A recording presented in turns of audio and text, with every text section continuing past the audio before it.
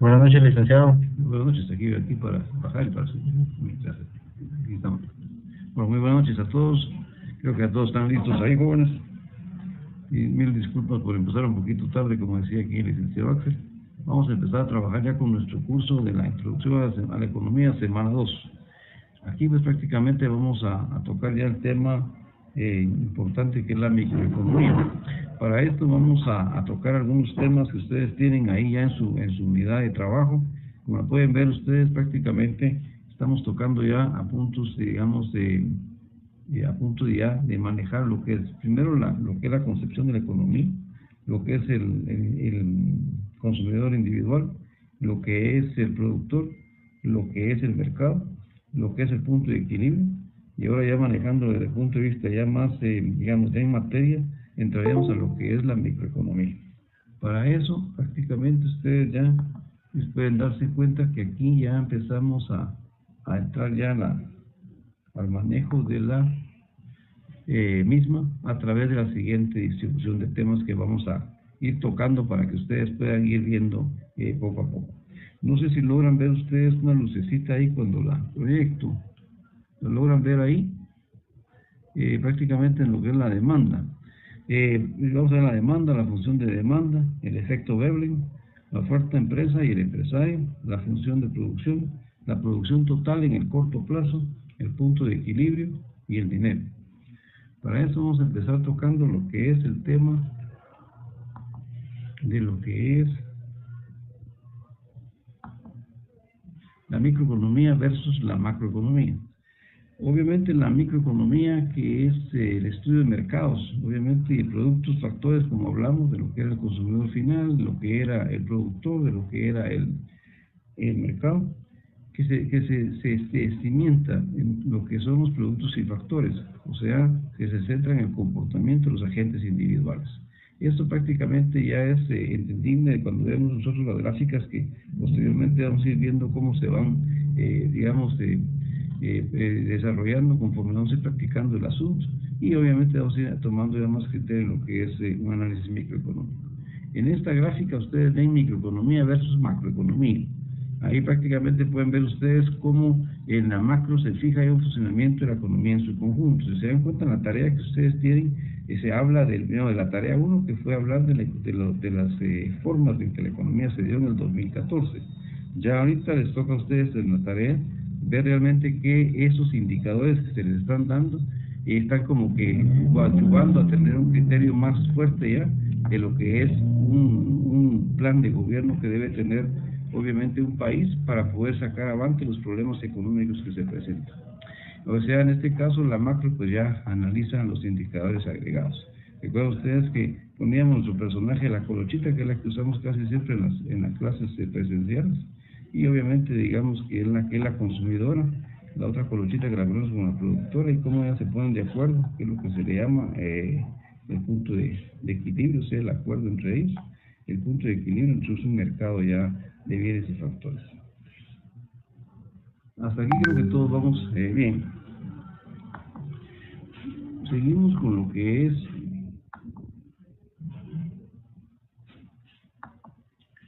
la demanda de mercado. La demanda de mercado, podemos ir dándonos cuenta, no sé si se escucha bien, Cristian, ahí, ¿se está escuchando perfectamente? Muy bien, muy bien. Usted tiene a la mano ahorita, tiene a la mano también ahí su demanda de mercado, ¿verdad? Mira ahí su cuadro ahí, lo está viendo ahí la gráfica que se está proyectando. Mira, hay una lucecita que le estoy proyectando ahí, se mira una luz roja, ¿no? ¿No se mira ahí? No fíjese que luz roja, no se logra. Luz roja no la veo. Bueno, entonces traté de buscar un efecto, pero no se ha logrado todavía, lo logra, ya lo vamos a ver. Bueno, en este caso, digamos, lo que era la demanda de mercado desde el punto de vista del precio, el consumidor, nos centramos en el consumidor 1. La colochita 1, pues obviamente, si se dan cuenta ustedes, buscan una cantidad determinada de bienes y servicios a un precio de 40. Obviamente, cuando ya decimos que hay un equilibrio de mercado, es porque la colochita 2 también ya busca, digamos, el mismo precio, porque prácticamente le conviene manejar ese precio, pero va digamos, a pedir también, digamos, la misma cantidad de bienes y servicios. Cuando ya tenemos esto, ¿qué es lo que sucede? prácticamente ya cuando hay un conjunto, o sea, cuando ya son varias, en este caso las colochitas que van al mercado, ya buscamos y encontramos que la demanda va a estar estabilizada en un precio que van a estar de acuerdo todos, por el lado del consumidor. Bueno, por el lado del productor, podemos decir entonces que va a haber un acuerdo en el cual el productor va a estar de acuerdo en dar a ese precio, pero bajo determinada cantidad que es la que está produciendo. Obviamente, si nos damos cuenta y nos podemos ir dando cuenta cómo nos vamos desplazando dentro de estas gráficas o estas curvas, nos vamos dando cuenta cómo prácticamente al ir subiendo el precio, lógicamente tiene que ir reduciendo la cantidad que se ofrece. En este caso, a un precio muy alto, que la cantidad que se va a obtener de ese bien va a ser menor. A un precio bien alto, pues obviamente, digamos, la cantidad podría ser mayor. Estas son, digamos, las contradicciones en las cuales vemos los intereses de cada uno de los dos actores que estamos poniendo en cuenta. Ahí podemos decir entonces que la demanda de mercado entonces va a estar identificada como el resultado de sumar las demandas individuales y prácticamente va a concordar en lo que es el punto de equilibrio del mercado, que es lo que vamos a seguir platicando más adelante. Bien.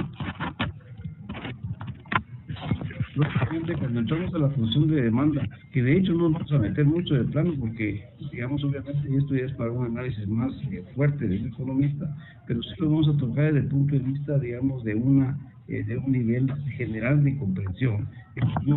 Un administrador público obviamente tiene que manejar, digamos, cómo es que se da este juego dentro de la economía y por qué se da.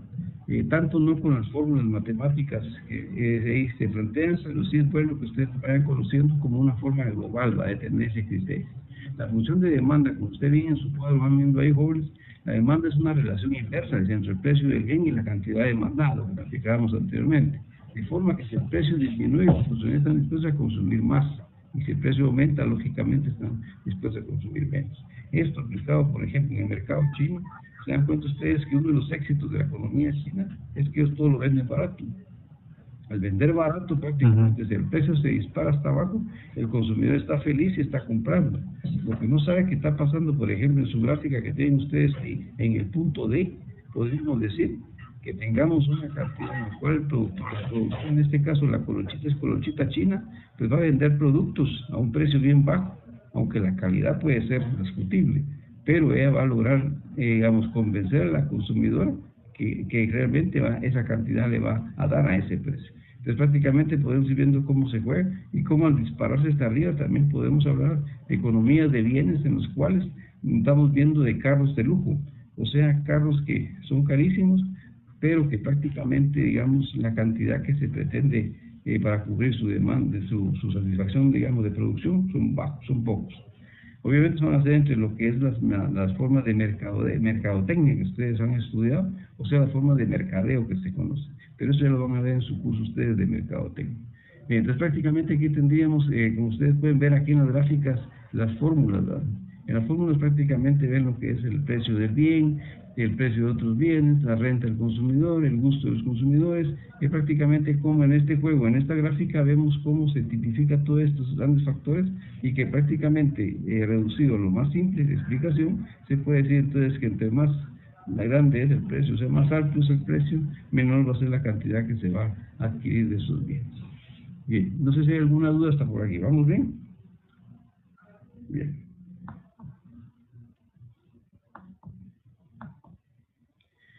Veamos la oferta. Ahora entremos al lado de la oferta. Ya vimos el lado de la demanda, o sea, cuando la colochita está consumiendo y prácticamente está buscando precios baratos y está buscando que también le den más cantidad, ¿verdad? O sea, está buscando cómo obtener para ella satisfacción a un menor precio y con mayor cantidad. Lo que ellos dicen, bueno, bonito y barato, o sea, pero ese sería el punto de vista del consumidor individual. Por el punto de vista de la oferta, la empresa y el empresario, aquí ya vemos a una colochita que está más preocupada prácticamente en ver cómo, primero, transforma los factores de la producción, tierra, trabajo, capital y capacidad empresarial, en un bien y producto que convenza a la consumidora. En este caso, se dan cuenta ustedes que esa transformación, como se dice, puede determinar tecnología. Obviamente la tecnología ya es una cuestión que se está como que es parte del complemento de la forma de de manejar los factores productivos. Los factores productivos muchas veces, digamos, si los vemos así tan fríamente, pues no tendrían mucha lógica, pero si los vemos así ya todos juntos, tierra, trabajo, capital, capacidad empresarial, más tecnología, pues ya vemos realmente que hay una forma cada vez más rápida, más eficiente, más eficaz y más sostenible de poder producir bienes que satisfagan necesidades en menor tiempo, con mayor, digamos, presentación, que es lo que más cuidan algunos países asiáticos, y, digamos, prácticamente, aunque no sea la rentabilidad, sea la durabilidad como se piensa. Lastimosamente, en esta época, ahorita no se piensa mucho en la durabilidad. Ustedes se dan cuenta, uno pregunta si es durable, si usted está preguntando que sea eficiente, que me sirva. Por ejemplo, los teléfonos celulares famosos. Ustedes han visto que esos teléfonos, si a usted le funcionan, ahí van, pero bien pueden ser ya bienes desechables, de hecho ya lo son, o sea, son bienes que usted puede estar a cada rato desechando porque viene un modelo nuevo, porque trae nuevas digamos, capacidades del teléfono, entonces prácticamente como que empieza a haber una forma de ir descartando. O sea, son bienes que se van, digamos, saliendo del mercado muy rápidamente. Obviamente hay algunos que no, entonces ahí vamos a ver, por ejemplo, algunos bienes, digamos, algunos bienes como por ejemplo son discutibles, la sal, por ejemplo, les pongo ese caso, ¿qué es lo que pasa con eso, ¿no? Entonces prácticamente vemos aquí cómo, digamos, la oferta, o sea, en este caso en la colochita, pues primero establece qué objetivos tiene la empresa, qué es lo que va a producir, luego negocia con los factores de la producción, o sea, tierra, trabajo, capital, pero cuando parémonos en el trabajo, para el trabajo vuelve a contratar a la colochita que está en la demanda. Aquí los que estoy dejándoles nada más en inquietud mentales, imagínense ustedes qué es lo que pasa cuando se incluye la capacidad de usar robots, que es uno de los casos que está de moda. Inclusive Israel actualmente pues tiene digamos una producción de robots de una forma exorbitante, al igual que China. China, por ejemplo, ellos en Shanghái están haciendo, digamos, obviamente una producción de robots sobre robots. Se le llama eso, que un robot está creando otro. Y esto es para que prácticamente sea más eficiente y más eficaz la producción. Lógicamente ustedes pensarán, bueno, ¿qué va a pasar? Va a pasar lo mismo que en 1930 con la General Motors, en la cual, digamos, los mismos, estar usando tantos robots, lo que provocó fue que la misma gente fuera despedida y esta gente era la que consumía esos carros. O sea que prácticamente como que viene el proceso que le llaman los chinos la culebra que se muerde la cola, o sea que es una forma circular que puede producir problemas. Pero bueno, esto sería un análisis de realmente qué es lo que va a pasar cuando nosotros analicemos la economía y a un fondo más fuerte. En este caso podemos decir entonces que la colochita, en este caso productor, tiene ya la capacidad de poder jugar con los factores de producción, negociar con ellos para los salarios, para la rentabilidad, para la durabilidad, en fin, para que prácticamente le permita poder a determinado costo sacar sus productos y poder competir en el mercado. Bien. Licenciado, le saluda Giovanni. Cuénteme, Giovanni. Entonces, estoy analizando lo que se está diciendo. Cuénteme. Entonces, por ejemplo, el que nos dijo el caso de los celulares o diferentes cosas que nosotros consumimos, se puede decir, diariamente. Claro. Yo veo que el mercado en sí lo que hace es satisfacer la necesidad momentánea. Claro. Porque la empresa hace un teléfono, por ejemplo, como es usted desechable, para ella es conveniente, porque si hace algo muy a largo plazo, la empresa, usted solo compraría un teléfono toda su vida, no compraría otro. Claro. Entonces, eso pasó, por ejemplo, con los carros. En algún momento usted, no sé si conoció los Datsun, como los Nissan, que eran los que más usábamos. Así. Entonces, esos ya no los produjeron porque todavía hay.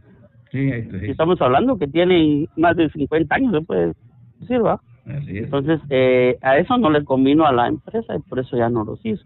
Entonces, como que no es muy comercial. Entonces, ellos lo que hacen es satisfacer el momento, ellos vender y ofrecer otros nuevos para que ellos puedan ganar, porque si no, la empresa no sería rentable, ¿no? Sí, no es sólido. Démonos cuenta en algo interesante, gracias. Por ejemplo, en el caso de la Volkswagen, ¿se recuerdan ustedes los famosos escarabajos? Digamos, el hecho de los alemanes en la Segunda Guerra Mundial crean un carro y el hecho es que fuera durable para toda la vida.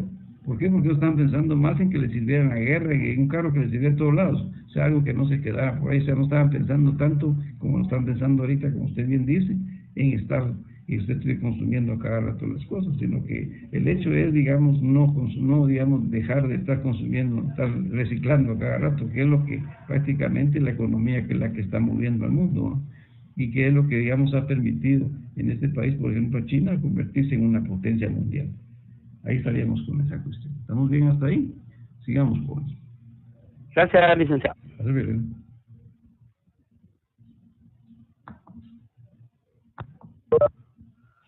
bien, seguimos con la empresa y el empresario. Aquí tenemos, digamos, los gestores pueden coincidir o no con el empresario como inversor. Dice. Separación del capital de la gestión, la profesionalización de la gestión, pérdida del control por los propietarios, tipos de empresas, individuales y colectivas, familiares, grandes y pymes. Bueno, aquí tal vez son digamos, ver hacia grandes rasgos que existen, digamos, diferentes formas en las cuales el empresario,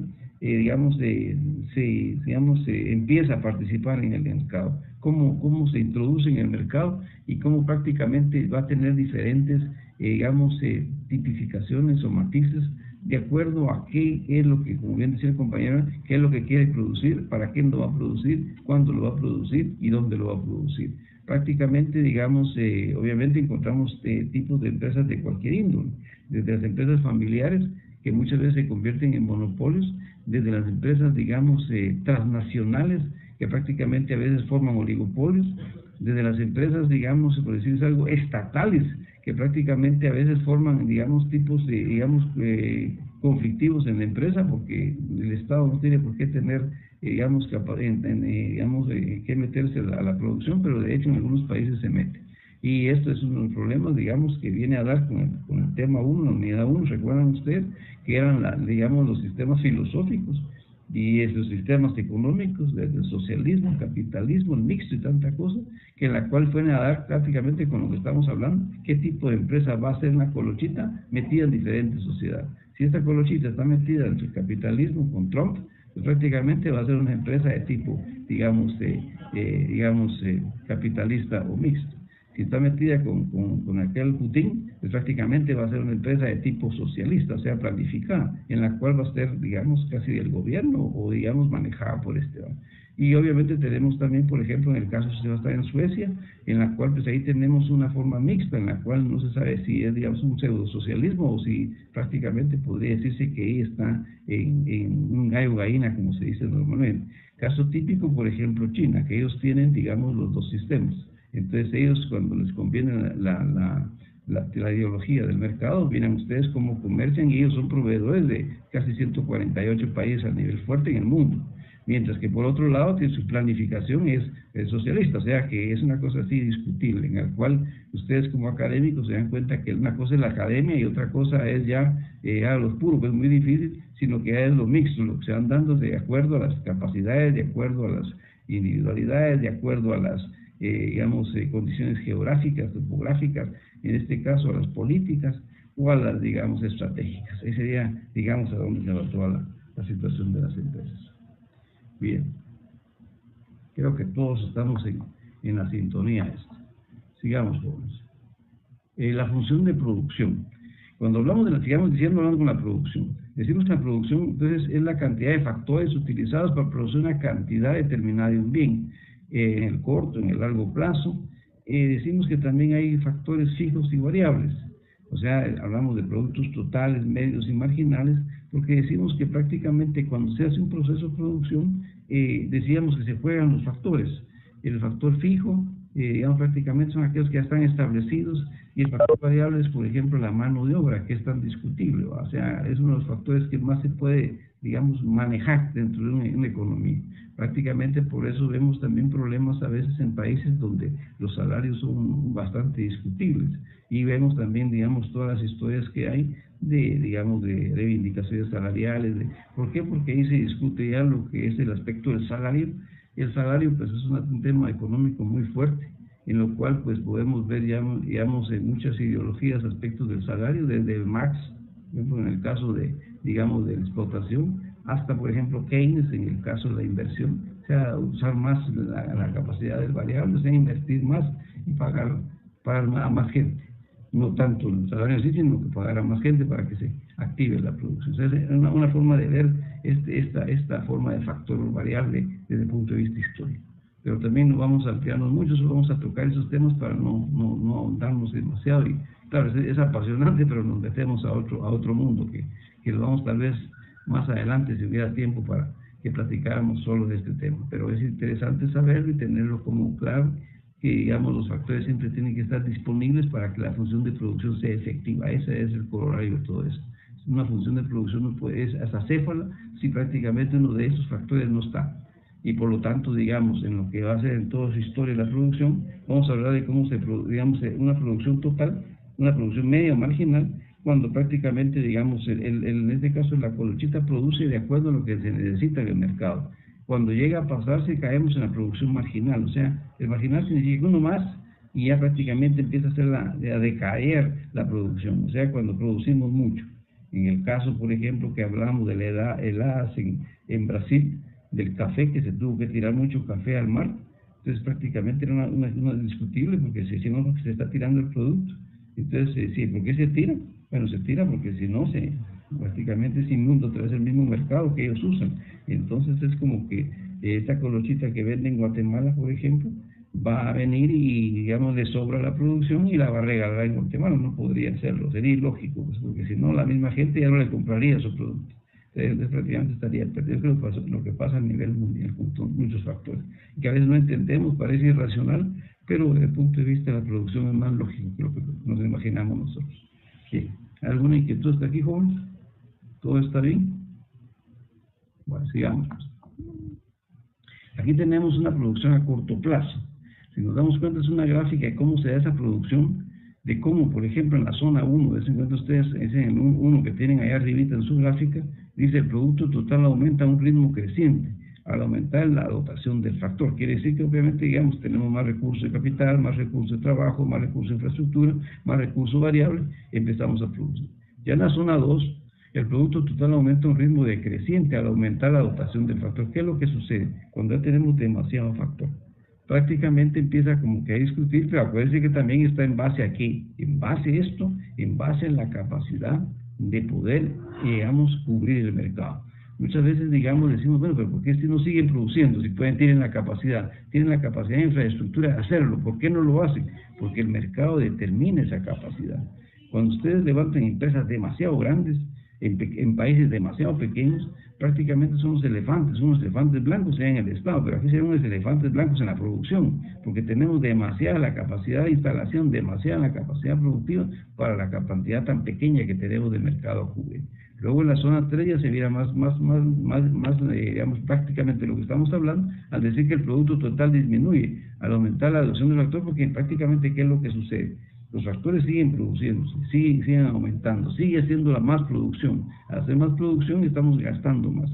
Por lo tanto, ¿qué es lo que pasa? Empezamos a un factor de crecimiento en lo que es la producción. Por eso la producción, cuando llega a su máximo punto, estamos hablando de que estamos en el punto de equilibrio. Estamos diciendo que estamos entonces prácticamente en el mejor nivel para que nosotros podamos decir que la colochita que produce prácticamente está no solo contenta porque está obteniendo la máxima ganancia, sino también está cubriendo la demanda que tiene. Acuérdense que esto también tiene que ver con la demanda, en la demanda óptima. O sea, cuando la colochita que consume prácticamente está diciendo, bueno, yo quiero 10 vestidos y usted me está produciendo 10 vestidos a nivel nacional.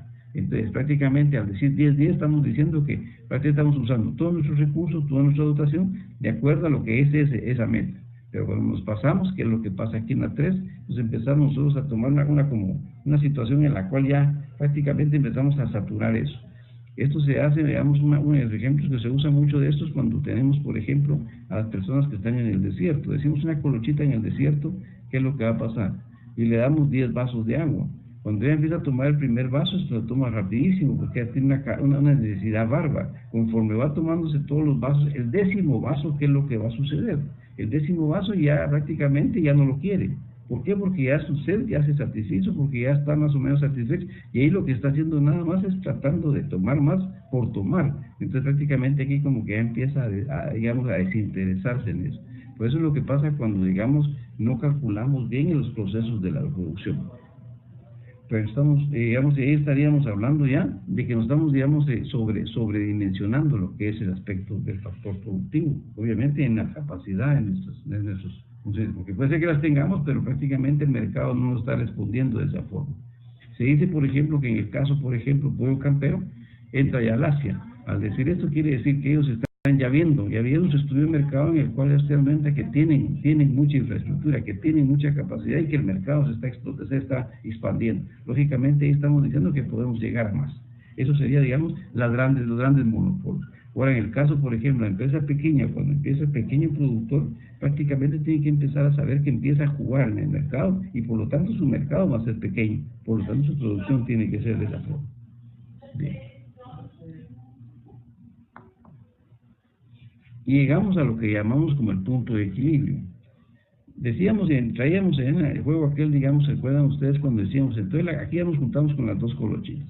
La colochita que está jugando le interesan mucho los precios y le interesa mucho la cantidad que le van a dar. A la vez también la colochita productora también le interesa saber qué precio es el más que puede subir ella, porque obviamente ella su lucha es por subir el precio, mientras que el otro es subir la cantidad, porque prácticamente ¿qué es lo que pasa? Es el juego entre el precio y la cantidad. O sea, yo quiero que me den más por el precio que den, y el otro voy a dar menos a un precio más alto. O sea, es unos juegos de intereses de cada actor, y al fin llegan a un acuerdo. En el P2, por ejemplo, aquí que dicen a un precio de 2, pues vamos a obtener 200 unidades. Pues prácticamente aquí logramos como que es un equilibrio en el cual la oferta y la demanda tienen ya su juego. Si se dan cuenta, son inversas las gráficas. ¿Por qué son inversas? Porque son intereses diferentes. Prácticamente se dan cuenta ustedes cómo juega aquí y cómo se juega en esta forma. Y por eso, digamos, los que somos excedentes son los superávites. Entonces, prácticamente nos vamos a ir jugando con esto para ir viendo que necesitamos realmente tener siempre el punto de equilibrio para estar en una economía sana. A nivel nacional, por eso una de las tareas que ustedes tienen es ver realmente qué pasa con los planes de trabajo en el nivel del gobierno, o sea, los planes de gobierno en las políticas públicas. Ahorita que vienen las elecciones, ¿qué es lo que sucede? Cuando nosotros tenemos que ver qué es lo que está pasando con el enfoque del gobierno en participar en este equilibrio. ¿Para qué? Para que realmente, digamos, se tenga un precio justo a una cantidad justa. Eso significa que es la posibilidad que existe un excedente para poder cubrir, digamos, cantidades de población que no tienen acceso a estos precios, ni siquiera a los precios, porque no tienen ingresos. Entonces ahí vienen los problemas del desempleo y tanta función que nosotros vemos. ¿Estamos claros hasta ahí, jóvenes? Bien, sigamos. Veamos qué más tenemos aquí bonito.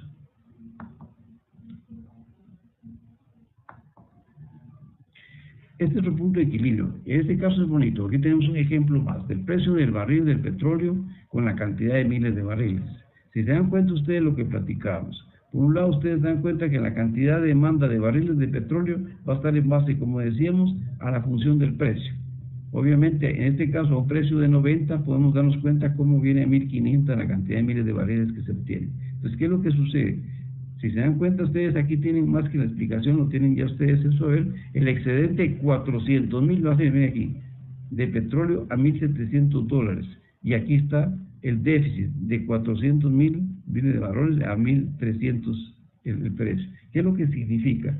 Que cuando se hace esta gráfica ya, prácticamente, si no lo tenemos atención a esto, podemos jugar con déficit o podemos jugar con excedentes, que se pueden dar los excedentes económicos, porque suceden algunas variantes en las cuales, por ejemplo, digamos, el mercado, ustedes saben que el mercado ya en la realidad, saliendo de la teoría, ya el mercado tiene muchas desviaciones, muchas tipificaciones, digamos, cuestiones históricas, a veces que se dan de demanda de otros países. Por ejemplo, cuando hay sequías o hay terremotos o hay algún acontecimiento, sea, digamos, este tipo, digamos, eventual o tipo programado, prácticamente sucede que en el mercado entonces se empiezan a jugar variables que permitan que ustedes vean que, digamos, cómo se empieza a tener mayor o menor participación. Obviamente la economía es interesante en este punto de vista porque entonces ya nos permite ver dónde estamos dentro de la gráfica.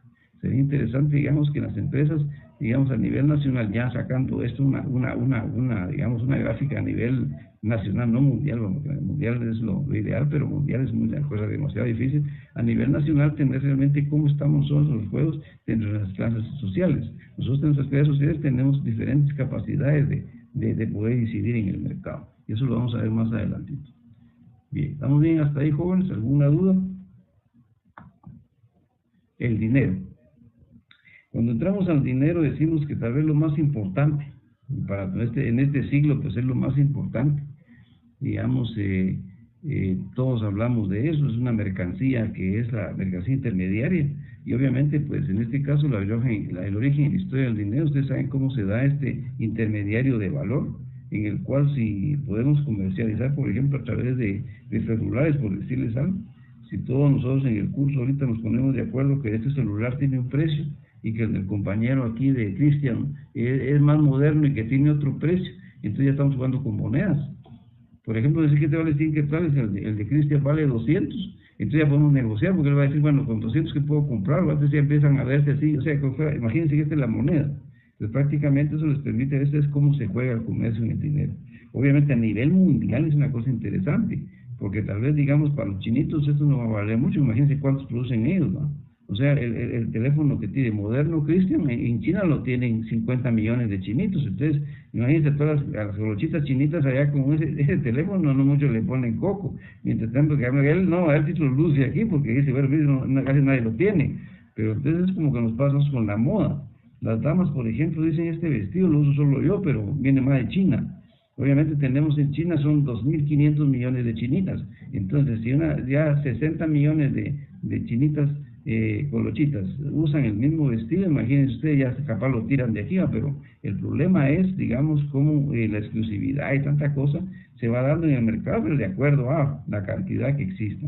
Obviamente hay noticias tristes. Por ejemplo, ahorita estaba leyendo una noticia muy fuerte de una niña que vendió, digamos, vendió todo por un celular. Entonces prácticamente se pierden muchos principios en los cuales se ve que la capacidad que tiene la mercancía, en este caso, de tomar, digamos, valores que no son. O sea, esos son valores que nosotros le damos. Nosotros decimos que el teléfono de Cristian vale tanto, pero nosotros se lo estamos suponiendo, y entre todos estamos de acuerdo.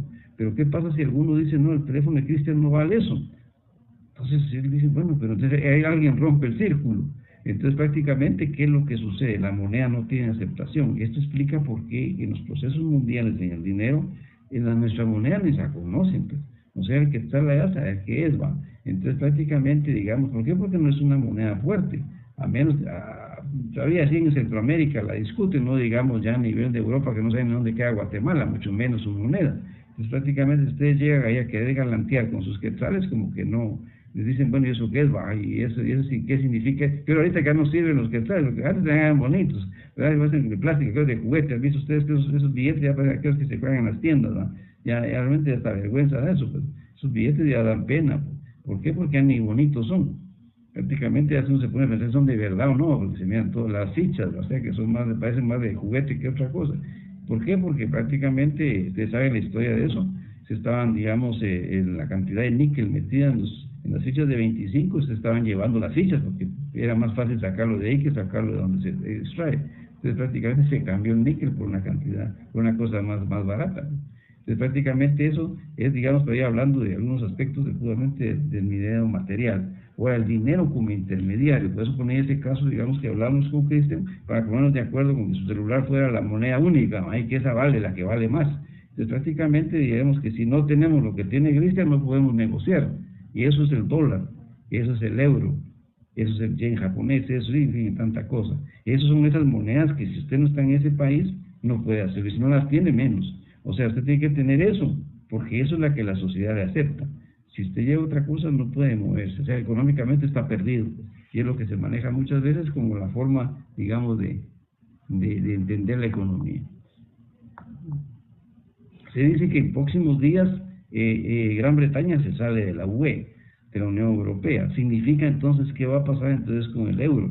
¿Qué va a pasar entonces con la moneda? ¿Se van a seguir aceptando el euro como moneda en Gran Bretaña o vamos a regresar otra vez a la libra esterlina, que prácticamente sería la clásica moneda que aún se mantiene, pero que el euro lo estaba como que opacando un poco? Eso sería, digamos. Ahora veamos esto. El origen y historia del dinero. La satisfacción de necesidades puede hacerse por dos vías, dice.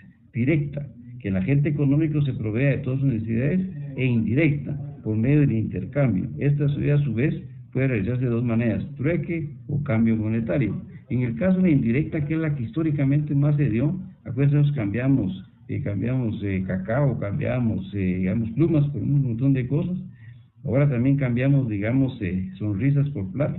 Si no veamos los restaurantes, después los tratan a ustedes como reyes y lo estamos pagando. O sea que prácticamente ahí se está cambiando una sonrisa por dinero. El trueque, que es la forma a veces que logramos buscar vender, digamos, equipos, o cambiamos, por ejemplo, decimos que te cambio mi carro por equipo, digamos, por un equipo de sonido de alta, digamos, de alta fidelidad, o te cambio, digamos, mi carro por este apartamento, en fin, pueden haber tantas cosas. Y luego el cambio monetario que podría darse en esa forma. Obviamente, digamos, vamos a ver entonces cómo la forma más moderna, pues lógicamente es la monetaria, que es la que nosotros actualmente estamos y es la que manejamos. Bien, veamos. ¿Cuáles son las características del dinero? Las características del dinero es aceptado por todos los agentes sociales, hay una confianza en lo que hablamos. En el caso de Cristian, en el caso de Sandra, en el caso de Giovanni, cómo prácticamente podríamos ir tocando, digamos, algunos aspectos de ir viendo qué es lo que nos hace valer o no. Debe ser un bien duradero, es que esa cosa no, porque se puede romper y se nos cae, ya nos llevó el río. Debe ser, no se puede perder su valor, hay que cuidarlo mucho. Fácil de transportar, es otro de los problemas también, hay que tener cuidado con esta cuestión. O sea, que tiene que ser algo que tenga esas características. Divisible, o sea, que sea fraccionable en unidades pequeñas. O sea, cuando le damos una choca al patojo, que ya no piden choca, no, que ya piden billete, ¿vale? Antes era sus 5 lenguas, ya no se puede. Ya no podemos, esa divisibilidad ya no nos sirve. Que sea homogéneo y de oferta limitada, o sea, que también no haya hasta para tirar billetes, sino que tiene que estar, digamos, determinado por la oferta monetaria que da el Banco de Guatemala. En este caso, digamos, lo que es la emisión de billetes. Eso podría darse a grandes rasgos lo que es la cuestión del dinero. Funciones del dinero. Aquí apareció el dólar, ¿verdad? Que es el famoso dólar, que prácticamente pues, es el que maneja casi toda la economía mundial, ¿verdad? De este lado occidental y en Europa también, aunque ahorita se empieza a ver, digamos, contrarrestado un poco por el euro, pero sigue todavía, digamos, hegemonía a nivel mundial. Es un medio de cambio, facilita las transacciones, depósito de valor, se puede atesorar y sirve para mantener riqueza. O sea, cuando le dicen en su casa, ustedes se van a casar, preguntan cuánto tiene atesorado. O cuando ustedes dicen tesoro a la dama, pues les dicen que vale mucho. Se puede atesorar y sirve para mantener riqueza.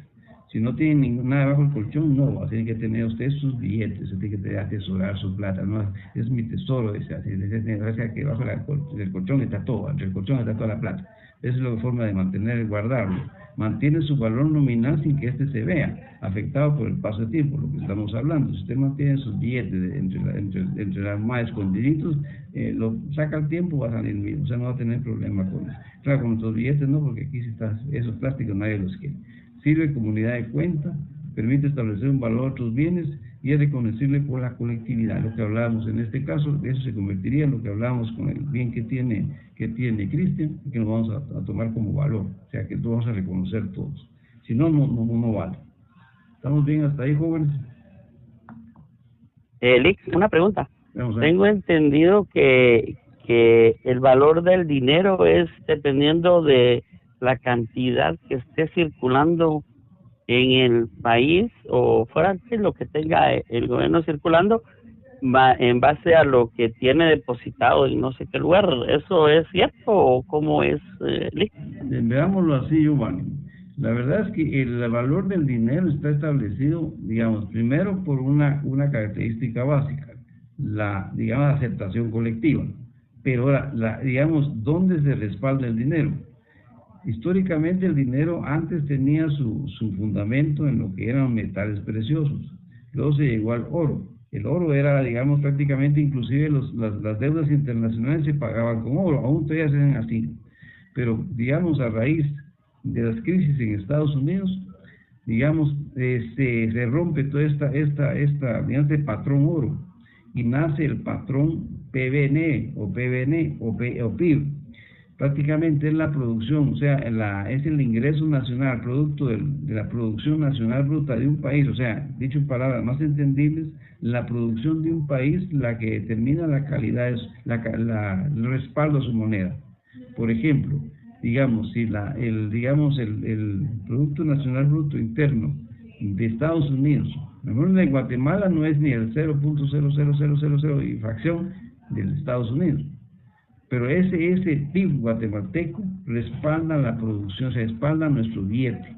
O sea, su billete, su quetzal, aunque está todo hecho leña, que no sirve, está feo, todo lo que quieran, pero ese billete lo está respaldando la producción nacional.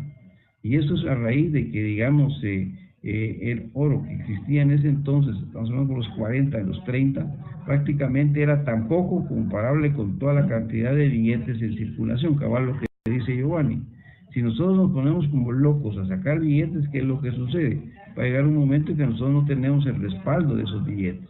Entonces ahí caemos en especulación y caemos en crisis y caemos en un montón de cosas. Por eso es muy importante ver la capacidad que tiene productiva un país para determinar qué tipo de moneda puede mantener. Guatemala ha tenido digamos, la fama de tener una buena banca central. Inclusive por eso es que nos mantenemos medio abogados, pero nosotros nos damos cuenta a ustedes que no somos como los países en los cuales se ha depreciado tanto la moneda, que el peso mexicano, que tuvo mucho problema México con eso. ¿Se recuerdan ustedes que eran 100 y pico de pesos por un quetzal? Entonces prácticamente, ¿qué es lo que sucede? Tenemos que buscar prácticamente ir fomentando más producción en nuestro país, que seamos un país más fuerte productivamente para que nuestra moneda, digamos, se aprecie, y se haya una apreciación de moneda. No sé si estamos claros ahí, Giovanni. ¿Estamos bien? Sí, licenciado, gracias. Vale, bueno. Entonces, buenas noches. Sí, Cristian. Sí, Héctor. Héctor Melgarejo. Buenas noches, Lic. A sus órdenes, Héctor, cuénteme. Se habla de la explicación pues que le da Giovanni el valor del dinero, donde hablamos pues que teníamos una base, o que teníamos que eran los lingotes de oro, que eso era nuestro capital, donde lo podíamos convertir en moneda o en capital, en flujo de efectivo. También podemos decir, o pienso, o creo, que el dinero entonces tiene un valor diferente en el tiempo, dado que está afectado por varios factores. Entre estos factores podemos mencionar la inflación, el riesgo y el costo de oportunidad. ¿Está bien? No, así es, Héctor. O sea, acuérdense que, digamos, precisamente por eso es el cuidado que se debe tener de la economía de un país. Prácticamente es básico. Imagínense ustedes que nosotros cayéramos en desgracia, por decir un ejemplo así exagerado, que nosotros tuviéramos una caída así estrepitosa, estilo Venezuela, con el problema político que tiene. ¿Qué es lo que sucede? Fíjense pues, Venezuela es un país que es la reserva más grande del mundo en petróleo. Y es uno de los países que está en desgracia. Pero ¿por qué? Si prácticamente ellos están respaldados sobre oro, pero es que no están respaldados sobre eso. Prácticamente lo que está pasando es que la situación política está cayendo cabal en lo que dice Héctor. Está destrozando todas esas variables. Entonces, ¿qué es lo que sucede? Un país tiene que mantener esas variables a cuesta de lo que sea. Prácticamente, ¿por qué? Porque si no, lo que estamos haciendo es destruyendo nuestra propia capacidad financiera de poder sostenernos. Y prácticamente nadie va a querer venir a querer negociar con nosotros si tenemos una moneda tan baja, pues, si tenemos esos tipos de problemas. La inversión internacional, o sea, los intereses de las empresas extranjeras, vienen en base también a esos índices. ¿Cómo está la estabilidad económica guatemalteca? ¿Qué grado por eso que digamos, pues que interesa a todos, se dan cuenta, todo es un proceso complejo, porque todo tiene que ver. Se dicen, bueno, las remesas, el turismo, todo eso, se empiezan ustedes a amarrar, cuánta variable se imaginan, empiezan a darse cuenta que todo tiene lógica, y que prácticamente todo va dando a algo, que es en este caso, que estamos en nuestro tema que nos interesa ahorita, Héctor, nuestra sostenibilidad financiera, que es la que tenemos que respaldar como de lugar, y entonces prácticamente no caer en tantas cuestiones. ¿Por qué? Porque, digamos, darnos cuenta de que mientras mejor tengamos, más sano tengamos un país, más prácticamente vamos a poder decir, bueno, sí, podemos negociar, pues, podemos tener, digamos, más inversiones, e inclusive podemos hacer préstamos internacionales, porque estos últimos se basan en la capacidad que tiene el país para producir. Si la colochita aquí no tiene prácticamente ese fundamento, nadie le va a prestar dinero. Va a venir el Banco Mundial, o va a venir el Banco BCI, o va a venir cualquier otro banco, y le va a decir, mire pero usted no tiene capacidad financiera de sostenerlo, ¿no? Usted no tiene una producción alta, usted lo que tiene ahí son deudas, y usted lo que tiene ahí es un problema político tremendo. Entonces, ni olvídese que vamos a invertir aquí, mucho menos le vamos a dar a prestar dinero. Entonces, prácticamente sí, como dice Héctor, sí, obviamente, digamos, esos factores hay que cuidarlos. En síntesis, tenemos que velar porque la producción interna de nuestro país supere, que sea más alta, que haya mejor Pues tenemos que tener políticas públicas que incentiven mayor inversión, mayor capacidad empresarial, mayor capacidad en el factor variable que es la fuerza de trabajo, en este caso el trabajador. Tenemos que tener gente ya más capacitada. ¿Para qué? Para que podamos producir más. Y veamos, por ejemplo, China. China, ¿cómo? ¿Por qué es China? Pues, porque bueno, que ellos, digamos, han subido en todo, realmente en educación, en tecnología. Y al subir en esto, pues prácticamente son más cotizados sus productos. No está claro hasta aquí, Héctor, pero sí tenemos que hacerlo así. ¿Estamos claros, jóvenes? Bien, sigamos pues. Aquí tenemos ya la capacidad, la actividad de los intermediarios financieros, es lo que estamos platicando. Dense cuenta cómo va todo esto. Yo se los dejo nada más para que lo analicen ustedes tranquilamente en su casa. Aquí está el banco, cómo juegan los bancos, cómo juegan los ahorradores, cómo juegan los inversores, y prácticamente cómo tenemos todo ese engranaje que nos permite prácticamente ver cómo juega el sistema financiero nuestra propia plata. Pero aquí viene en base a algo. ¿Quién le da la plata a este ahorrante? ¿Cómo este ahorrante tiene que tener la capacidad de ir buscando, digamos, tiene que tener trabajo, tiene que haber en un país no problemas de desempleo, sino que tiene que haber más capacidad de poder llegar a obtener, digamos, cierta capacidad de inversión, no digamos de ahorro, lo cual permite a un banco poder manejar a los inversores desde el punto de vista nacional e internacional. Bien, ¿estamos claros hasta aquí? ¿Hay alguna duda hasta aquí, jóvenes? ¿Todo bien? Podríamos decir que hasta aquí tenemos todo lo que hemos manejado del curso. Es el curso de microeconomía, digamos, de la unidad 2. En la otra nos va a tocar ya la macro. Aquí nos vamos a meter ya prácticamente en lo que estamos hablando. Como en los grandes agregados ya empezamos a platicar ya del contexto de la economía nacional y mundial, si tuviéramos tiempo. Prácticamente cayendo en el comercio internacional, en la balanza de pagos internacionales. Y obviamente, digamos, para darnos cuenta que nuestro país está, digamos, en una situación en la cual tenemos que comprender nuestra economía, pero también cuidarla. Y precisamente eso, por eso les dejé esa tarea a ustedes. Si ustedes van a ir viendo, digamos, en esas tareas, van a ir viendo si esos son importantes, esos indicadores. Yo creo que ahorita están tomando ese criterio, o no. ¿Se dan cuenta ustedes que entre más datos tenemos, mejor? O sea, entre más, puede decir usted más datos, va a estar dándome pincelazos, usted se va tomando una idea diferente del país que tiene y que posiblemente podría ser mejor.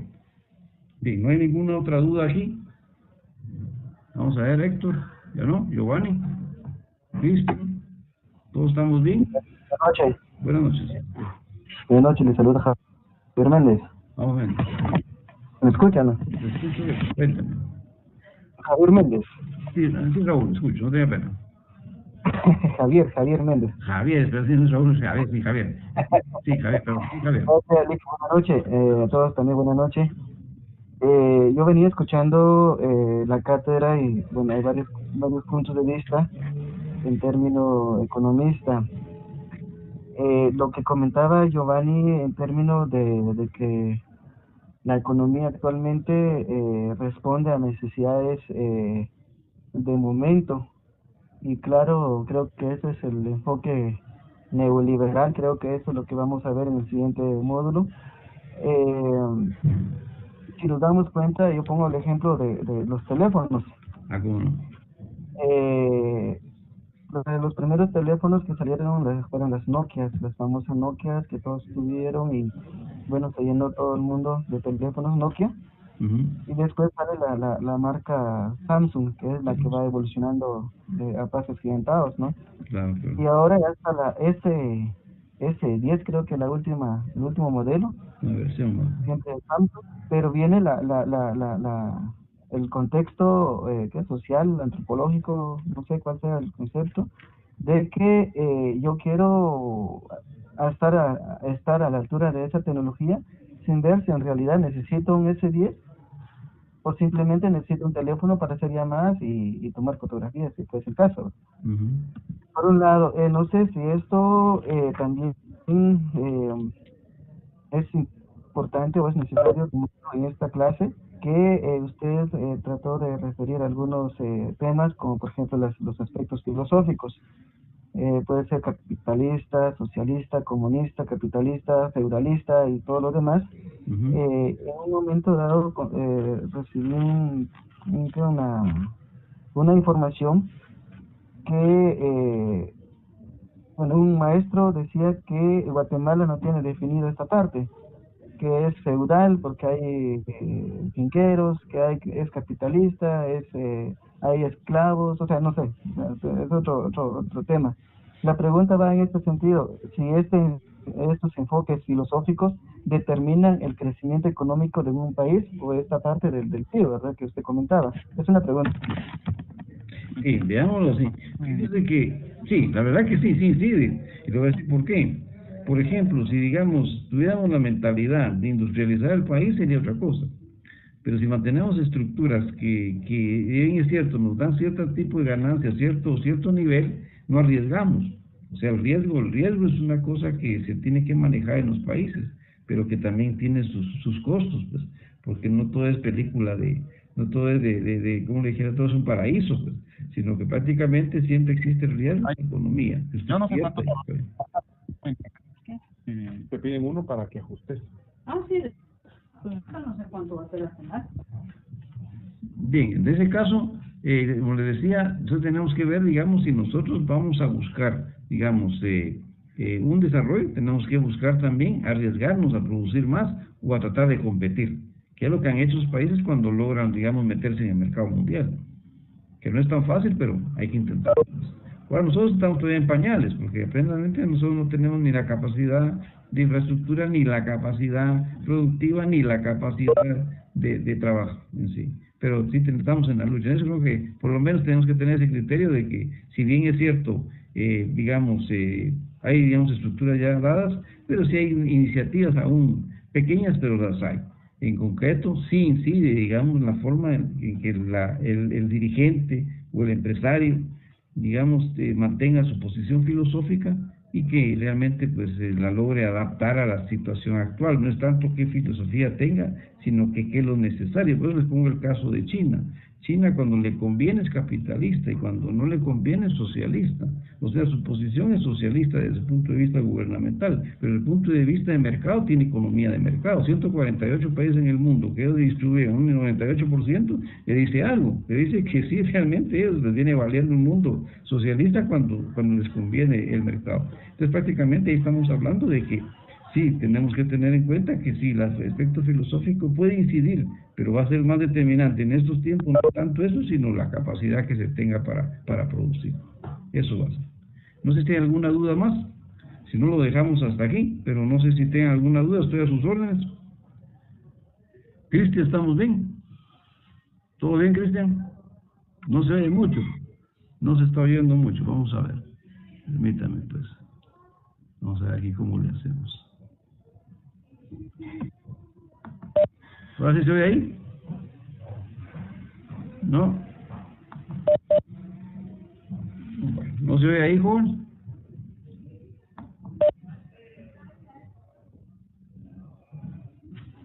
¿No, Cristian? ¿No se oye? Dice que sí le escuchamos, pero usted no escucha la conversación de Cristian. Ah, bueno, ese es el problema. Vamos a ver. No me está hablando muy secretito. No, ¿verdad que no? Va. Ana Julia sí no nos está escuchando mucho, dice. Ahora Giovanni sí, Héctor sí, pero Cristian. No se escucha a Cristian, solo lo escuchamos a usted. Ah, bueno, vamos a ver. Si se oía bien a Cristian, vamos a ver cómo estamos ahorita con Cristian. Intentémoslo otra vez, Cristian. Vamos a ver si se puede ahí. Vamos a ver aquí. ¿Ya terminó la clase o todos están desconectados? Ahorita está terminando, ya está terminando. Hola, hola. Hola, hola. ¿Y quién habla ahí? Todavía no se ha despedido No, todavía no. el licenciado, pero... Yo pensé que, ¿es que ya no está? O yo ya no lo vi. Ya no me miran aquí, ¿va? O yo me desconecté o ya se desconectó él. Es Ya no fallo me miran. técnico. Parece que ya no. No sé, está por ahí mi amigo Axel. Parece que ya se terminó aquí la cuestión. Vamos a ver. No está Axel por ahí, ¿verdad? Lick, no está Axel por ahí. ¿Aló? ¿Aló?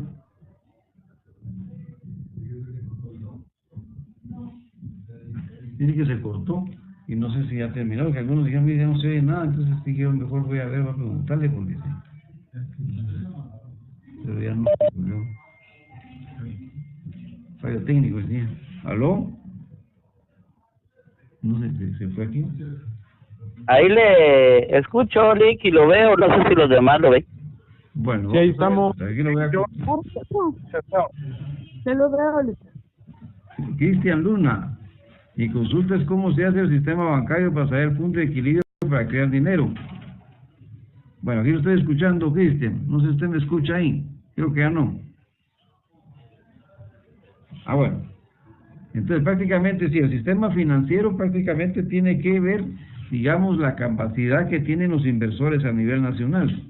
Y con eso va a determinar realmente qué cantidad de dinero la que va a buscar, digamos, para la inversión, desde el punto de vista que me está preguntando. Ahora, el punto de vista de la capacidad de dinero en circulación, eso va a estar determinado por la banca central, o sea, la cantidad de dinero necesaria para hacer funcionar la economía nacional.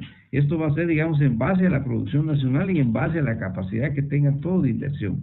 Eso va a estar, digamos, determinado entonces en una junta monetaria en la cual cada país determina para no caer en la depreciación y la devaluación, mucho menos. Entonces, en eso estaría, digamos, hacia grandes rasgos la respuesta. ¿No sé si estamos bien todos ahí? Si no, lo dejamos hasta aquí, joven. Creo que terminamos ya la reunión. Sí, cuénteme. Lick, disculpe, una pregunta. Entonces, ¿cómo piensa usted que, o cuál sería uno de los mejores métodos para que el valor del quetzal suba? Mire, O sea, para que podamos adquirir más bienes con lo que tenemos. Mire, para que se aprecie una moneda son varios factores, no crea usted que es tan fácil. Para que se aprecie una moneda, prácticamente primero tiene que haber más producción, como parte uno. Segundo, menos endeudamiento. Debemos casi 6.000 millones y tenemos una producción que cada vez va más para abajo. Entonces, prácticamente el incrementar el PIB por un lado y la otra, disminuir digamos, el endeudamiento externo e interno que tenemos, eso aprecia más la moneda. Y por otra parte también los juegos políticos, o sea, digamos, las convenciones internacionales y también el respeto a los derechos internacionales, o sea, digamos, si tenemos convenios económicos mundiales, respetarlos, porque si no caemos en otro problema también de que nos están ladeando un poco. Eso sería grandes rasgos entonces, digamos, fomentar la inversión a través, digamos, de buenas políticas públicas, subir, digamos, prácticamente sí, disminuir la deuda externa, como digo, tanto, digamos, externa como interna, y prácticamente propiciar mayor empleo. O sea, son cuestiones que todas tienen que ir de la mano para que nosotros podamos tener una moneda realmente apreciable a nivel mundial. Ese sería lo ideal, por lo menos a nivel centroamericano. Bien, señor, si no hay ninguna otra duda. Gracias, licenciado. Va, si no hay otra duda más, Cristian, lo dejamos hasta aquí. Pasen feliz noche y siempre nos estamos viendo, y cualquier cosa en el WhatsApp o en el correo o en el Hangouts podemos ir platicando si ustedes gustan. Pasen feliz noche todos y nos vemos. Feliz noche. Feliz noche. Feliz noche, licenciado. Feliz noche a todos. Feliz noche a todos. Feliz noche.